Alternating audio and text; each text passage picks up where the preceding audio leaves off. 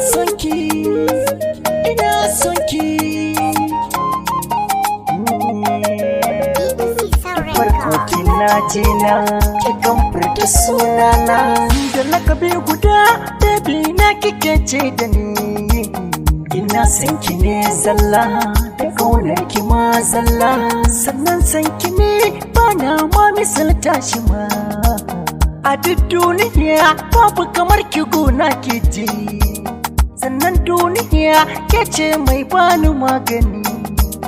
Idan babu ke nema na san babu ni ke ma, ashe sai da ke zana je bugun dukkanin fashi. Idan zana je na gida abokai suna shaida, san batu nake har fa suna kirana da na zauce. Kyakkyawa kike tabbas bani miki kishiya, sannan na rike bani hada ki fa da madiya. Kice min na zo gunki na gaishe da mamanki, kai har ma da ma abban naki ni zan ji daɗi. Na same ki na dace idan babu ke zoce, ni zan mutu ma inda har akan naki ne. A duk duniya karka sake ka dai kyala mai sanka, sannan duniya karka sake kai wasa da mai sanka.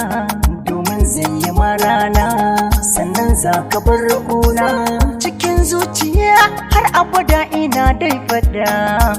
Mai sona tana sona nima da ina santa, sannan ba ta san dukkanin yawan kuskure guna. Soyayya muke dan Allah da manzo Rasulullah, gashi fa mun rike alƙawarin mu ba ma batun wasa.